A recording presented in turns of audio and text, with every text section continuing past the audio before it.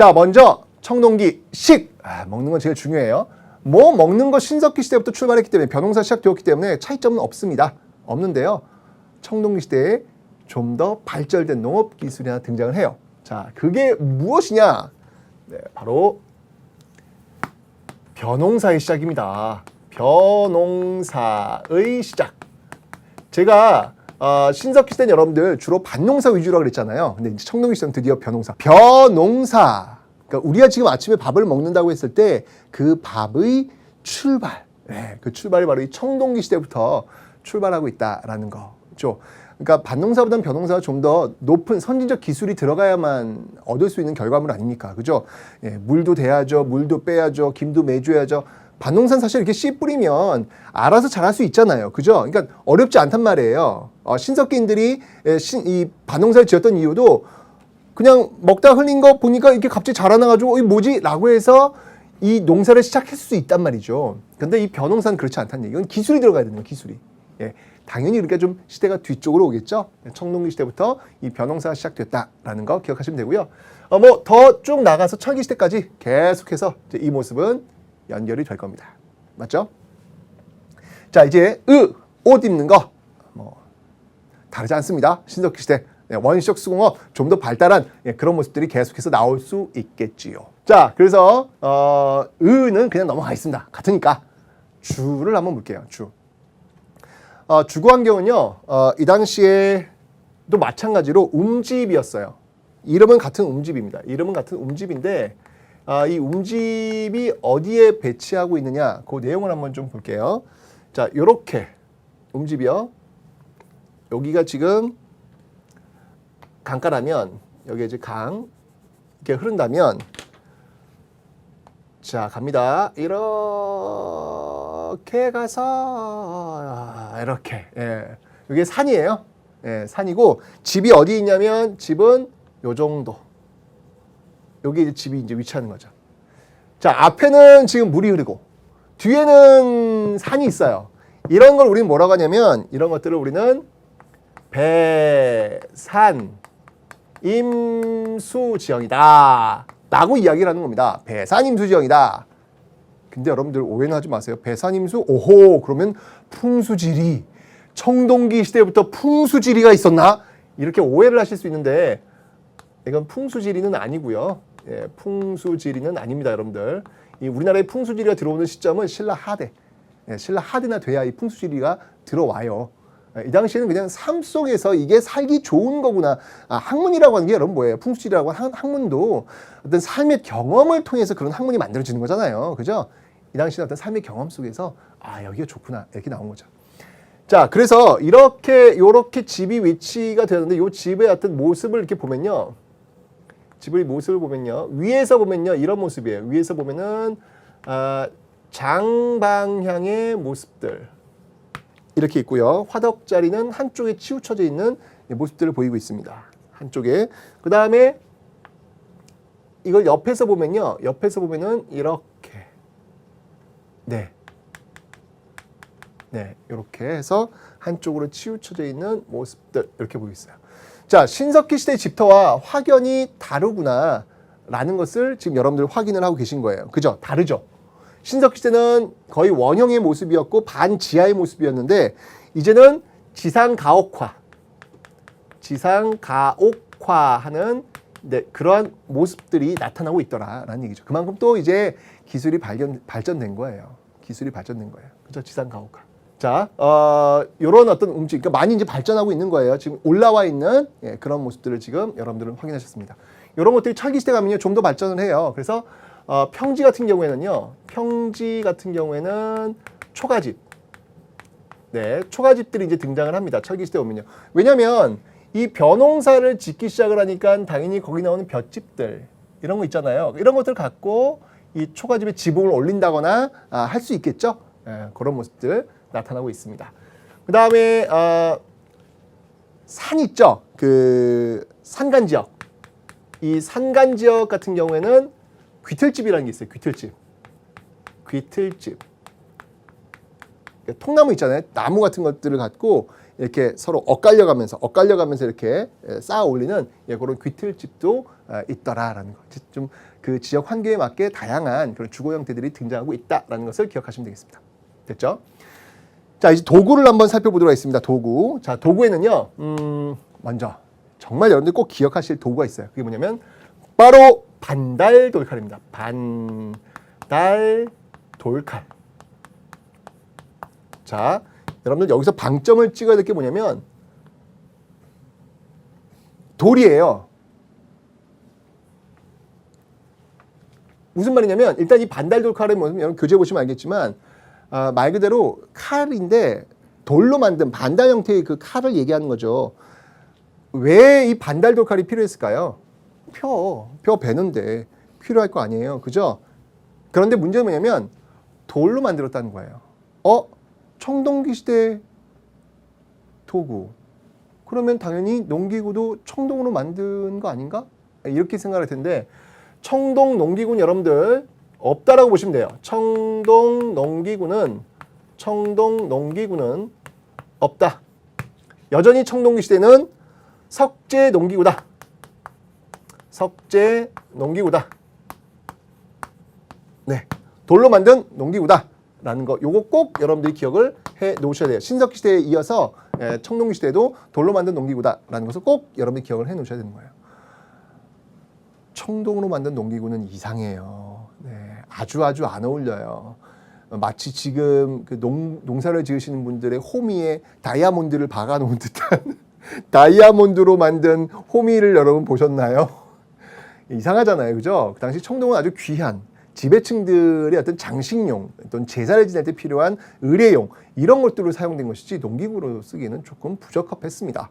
예, 그러니까 당시 농기구는 돌로 만든 것이다 라고 하는 것. 신석기 시대에 이어서 좀 더 세련된 어떤 그런 농기구들이 등장했다라는 것을 꼭 기억하세요. 아셨죠? 예, 반달 돌칼이었습니다. 됐고요. 자, 그 다음에 이제 토기를 한번 볼게요. 토기. 자, 신석기 시대 대표적인 토기가 있다면 그것은 빗살무늬 토기다 라고 설명을 드렸잖아요. 그죠? 청동기 시대의 토기, 대표적인 토기가 있다면 가장 확실한 건요, 여러분, 민무늬 토기예요. 민무늬 토기가 이 민무늬 토기, 그러니까 무늬가 없다는 얘기죠. 예, 민자 무늬니까 민무늬 토기가 가장 대표적인 토기입니다. 민무늬 토기가 가장 대표적인 그런 토기다라는 거 기억하시고요. 그 다음에 또 미송리식 토기라는 게 있어요. 미송리식 토기. 미송리식 토기. 네, 예, 미송리식 토기라는 게 있습니다. 이 미송리식 토기는요, 손잡이가 달려 있어요. 여기서 핵심 포인트는 여러분 교재 보세요. 사진 보시면 알겠지만 손잡이가 달려 있어요. 손잡이가 달려 있는 토기라는 거 기억하시면 되겠습니다. 네. 그 다음에 또 뭐가 있냐면 여러분들 붉은 간토기, 붉은 간토기가 있다라는 거 기억하시면 되겠습니다. 계속 이어서 철기 시대로 한번 와볼게요. 철기 시대는요, 자, 아까 청동기 시대는 돌로 만든 농기구라 그랬죠. 자, 철기 시대 오면 여러분들 꼭 기억하세요. 드디어 철로 만든 농기구가 등장을 합니다. 철제 농기구가 등장을 하더라라는 것이죠. 어찌 본다면 지금 우리 사회도 철기 시대입니다. 그죠? 철이 없는 세상을 상상해 보십시오. 여기 광고 카피랑 비슷한데, 예. 어쨌건 여러분 철이 없는 세상을 한번 상상해 보세요. 지금. 이건 뭐 우리 시대도 역시 마찬가지로 철기 시대에 살고 있다라고 볼 수 있겠죠. 그죠? 그만큼 철은 참 중요한 자원으로 활용이 되고 있습니다. 어쨌건 이러한 철제 농기구가 철기 시대부터 등장했다라는 거 꼭 기억하세요. 이제 반달 돌칼이나 반달 철칼, 이런 게 등장하겠죠. 그죠? 그 다음에 토기도 역시요. 토기도 이렇게 보시면 알겠지만 토기는 여전히 철기 시대도 민무늬 토기가 등장을 해요. 예, 민무늬 토기가 등장을 하고요. 네, 그 다음이 검은 간토기도 등장을 한다라는 거 기억하시면 되겠습니다. 됐죠? 자, 그 다음은 여러분들 이 무기를 한번 볼게요. 이 무기, 도구에서 무기가 참 중요해집니다.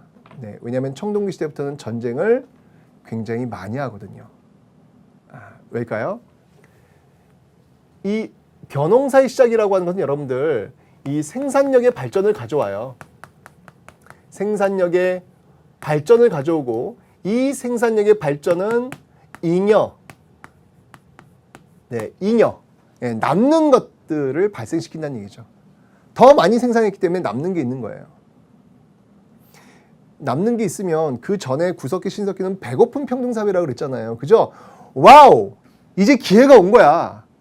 이제 생산력 발전을 통해서 생산 기술의 발전, 농업 기술의 발전에 의해서 우리는 더 많이 가지게 된 거예요. 이제 배고프지 않아도 돼요. 이렇게 잉여를 갖고 배고픈 사람들에게 나눠주면 우리는 해피하게 살 수 있는 거 아닌가요? 근데 그게 안 돼요. 그게 안 돼요. 잉여물이 생기면서 우리는 이 잉여물을 더 갖기 위해서 싸우게 되는 겁니다. 전쟁을 하게 되는 겁니다. 그러면서 승자와 패자로 나뉩니다.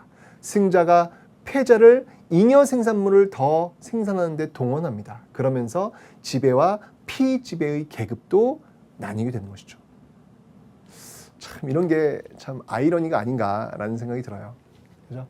제가 항상 이야기하지만 여러분들 우리가 뭐 발렌타인데이라든지 뭐 이럴 때 정말 그 초콜릿 서로 나누잖아요. 그죠? 사탕도 나누잖아요. 근데 그때 들어오는 그 초콜릿이나 사탕 이러한 것들이 우리한테는 서로 사랑을 확인하기 위해서 좋은 시간을 갖기 위해서 우리가 지불하는 그런 돈이지만 누군가에게서는 그 저임금으로 노동력을 제공해가지고 초콜릿도 만들고 그다음에 뭐 사탕도 만드는 그런 그 빈곤 아동들이 제3세계에 굉장히 많이 있다는 사실. 그러니까 우리가 사랑을 서로 확인하기 위해서 나누는 어찌 본다면 생존과는 좀 거리가 먼 우리한테는 어떤 사치일 수 있겠지요. 그 물건들이 누군가에게는 생존을 위해서 존재하는 것이라는 것. 그 초콜릿 하나, 사탕 하나에도 우리 지구 사회의 어떤 문제점들이 고스란히 녹아져 있다는 사실. 이런 것들은 하나쯤은 알고 우리가 우리의 시간을 또 즐길 필요가 있지 않을까라는 생각이 듭니다. 이제 그런 어떤 출발점들이 바로 이 청동기 시대에서부터 출발했다라고 하는 것. 그러면서 전쟁을 많이 해야 되거든요. 그러니까 당연히 무기 같은 거 이런 게 필요했겠죠. 자, 그래서 이제 이 당시에 무기를 보면요, 이 당시 무기를 보면 이 비파형 동검이라는 게 있어요. 비파형 동검. 자, 교재를 보시면 알겠지만 여러분들 거기 사진 보세요. 네, 비파 모양으로 지금 나와 있는 그런 동검이죠. 이런 비파형 동검과 그다음이 뭐 무기라기보다는 이건 이제 생활 속에 쓰고 있는 거울입니다. 거치무늬 거울이에요. 네. 그 거치무늬 거울이요, 선생님. 이게 왜 거울이에요? 라고 이야기를 하더라고요. 그러니까 이렇게 돼 있거든요. 이렇게 동그랗게 돼 있어가지고 여기 꼭지가 하나 있어요. 꼭지가 이렇게 하나 있는데 이 꼭지에 요 무늬들이 이렇게 거칠게 이렇게 나 있는 거예요. 이런 그 무늬들이 이렇게 뭐 이렇게 나 있는 이런 그 거울의 형태거든요.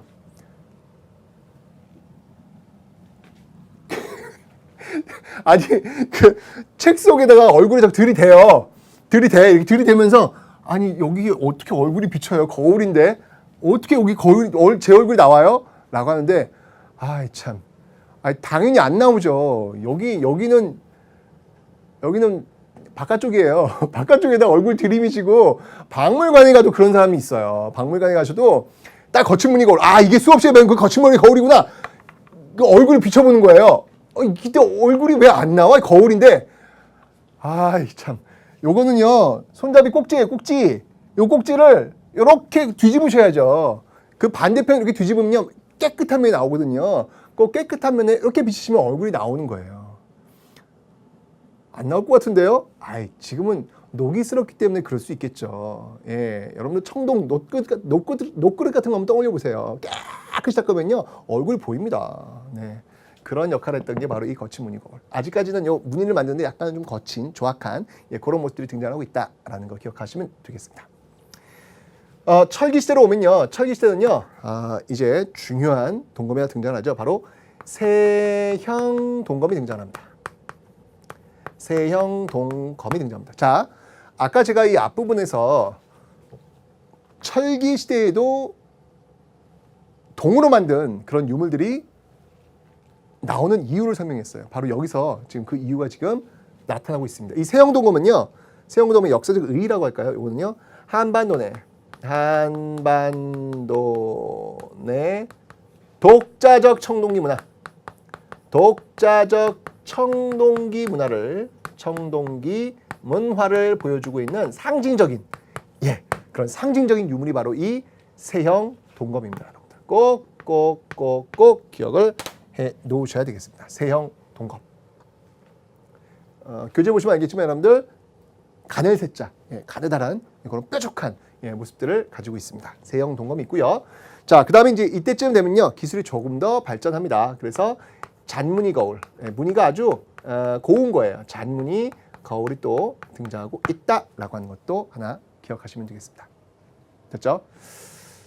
자, 이런 어떤 그 청동기 시대는요, 이런 어떤 그 도구들을 가지고 예술품도 이렇게 만들어요. 그 예술품들이 뭐가 있냐면, 여러분들 이런 것들을 가지고 이 암각화 있죠, 암각화. 네, 암각화. 그러니까 바위에다가 동물 문양을 이렇게 새겨놓는 거예요. 대표적인 게 있다면 울주에 있는, 경상도 울주에 있는 반구대 암각화 같은 게 이제 대표적인 게 되겠죠. 이런 것들은 암각화 같은 경우에는 계속 철기 시대 또 계속 이어서 만들어내고 있습니다.